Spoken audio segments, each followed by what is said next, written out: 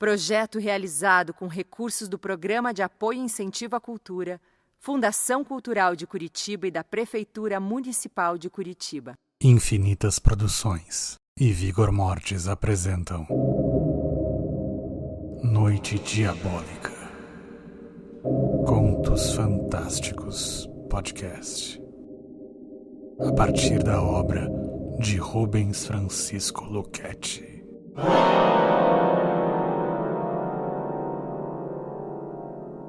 Episódio de hoje: Magda, com Paulo Biscaia Filho.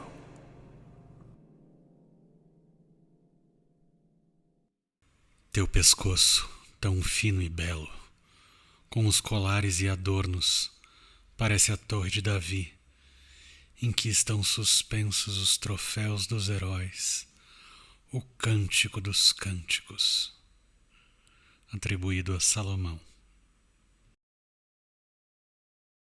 Meu nome é Lionel Weldon. É hoje um lindo dia de outono de 1825. Estou deixando este relato arquivado neste sanatório com a ordem de ser divulgado somente 100 anos após minha morte.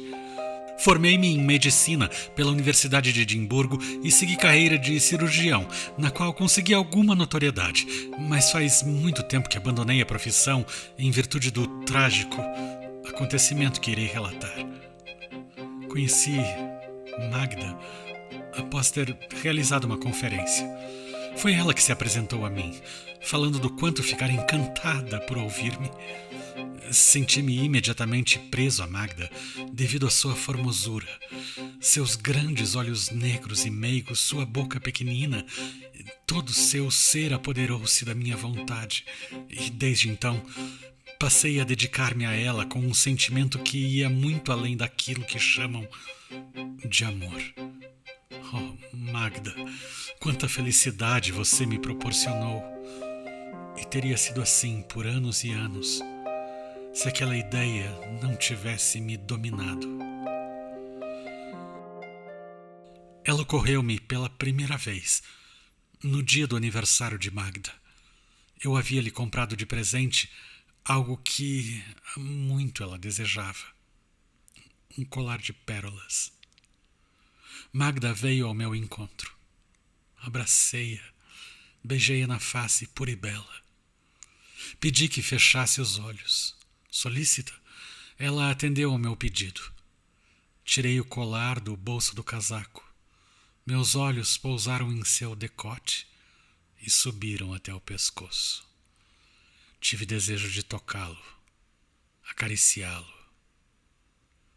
Meus dedos crisparam-se, soltando o colar. As forças me faltaram e eu desfaleci.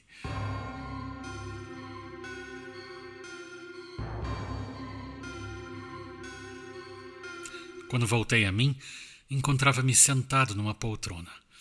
A primeira coisa que meus olhos contemplaram foi Magda. Fitava-me com um ar preocupado e perguntava se eu queria que ela chamasse algum médico amigo meu. Eu disse que fora apenas uma tontura passageira e que já estava bem. Magda agradeceu com um demorado beijo. No entanto, meus pensamentos não estavam ali. Encontravam-se voltados para o seu pescoço. Eu só conseguia pensar no pescoço de Magda, e ele tornou-se uma obsessão. Perseguia-me até em sonhos. Enfim, eu não conseguia mais raciocinar. Todos os meus sentidos se achavam presos ao formoso pescoço da minha amada. Infelizmente, Magda envelheceria. Todas as partes de seu corpo iriam perder o viço, incluindo o pescoço. Isso era um sacrilégio. Algo precisava ser feito. Então a terrível ideia explodiu em meu cérebro. Morte! Magda deveria morrer agora, enquanto era jovem e seu pescoço possuía toda a beleza e vivacidade da juventude. Eu precisava matá-la. Não há alternativa. dizia-me a ideia. Comprimindo bem de leve seu pescoço, para não o magoar e fazê-la perder os sentidos e dormir o sono eterno. Certa noite, retornei do trabalho por volta da meia-noite. Toda a casa achava-se envolta no mais completo silêncio. Um silêncio opressor. O quarto encontrava-se iluminado pelas chamas da lareira, cujos reflexos incidiam sobre a cama na qual Magda dormia serenamente. E o crepitar contínuo das achas era o único som que se ouvia no aposento. Caminhei até o leito e, como um idólatra ante o santo da sua devoção, fiquei admirando a formosura de Magda. A ideia veio com tal intensidade que, no instante seguinte, me vi debruçado sobre minha esposa, com as mãos em volta de seu pescoço, e comecei a apertá-lo, lentamente, bem lentamente. Já na agonia da morte, Magda abriu os olhos, fitou-me com um olhar perplexo. Sua boca moveu-se em súplica. Continuei apertando, até Magda exalar seu último suspiro. Por longo tempo, fiquei a contemplar aquela a quem amou meu coração, aquela que em vida fora a mais formosa entre as mulheres. Agora morta, Magda mantinha mais do que nunca sua fulgurante e imaculada beleza. E, depois de embalsamado o corpo, essa beleza seria preservada para todo sempre.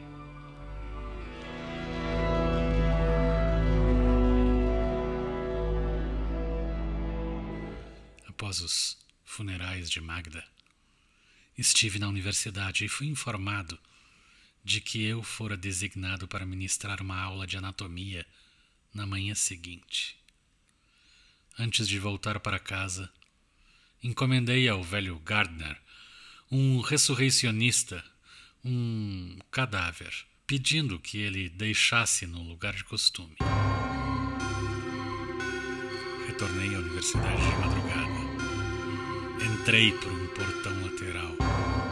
Atravessei um longo pátio iluminado pelo luar, até alcançar uma pequena porta de ferro, da qual, além de mim, apenas o velho Gardner possuía a chave. Abri a porta e entrei num estreito corredor. Fui diretamente à sala de dissecações. Notei que no chão havia sinais recentes de lama, indicando que Gardner já havia trazido sua carga. Dirigi-me ao pequeno aposento anexo à sala de dissecações e, que desta ficava isolado por uma espessa cortina de veludo escarlate. Ali costumávamos depositar os cadáveres que deveriam ser dissecados. E, como eu imaginava, lá estava sobre a mesa de mármore um volume coberto com um lençol. Ergui o lençol e aproximei o lampião do cadáver a fim de certificar-me de seu estado. Ao ver o seu rosto, um calafrio percorreu-me o corpo. Não sei quanto tempo permaneci ali parado em transe, dominado pelo terror. Quando recobrei a consciência, eu me achava no hospital da universidade. Então eu soube que outro professor havia ministrado aquela aula de anatomia. Aula essa que eu nunca teria condições de dar, porque jamais dissecaria o cadáver da mais bela mulher que a terra habitou. O cadáver da minha amada Magda.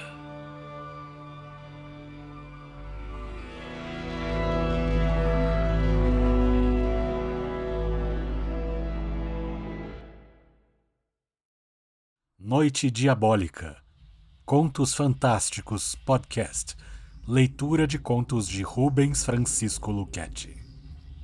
Com Caroline Ruerig, Kenny Rogers, Michele Rodrigues e Paulo Biscaia Filho. Técnicos de som, Demian Garcia e Paulo Biscaia Filho.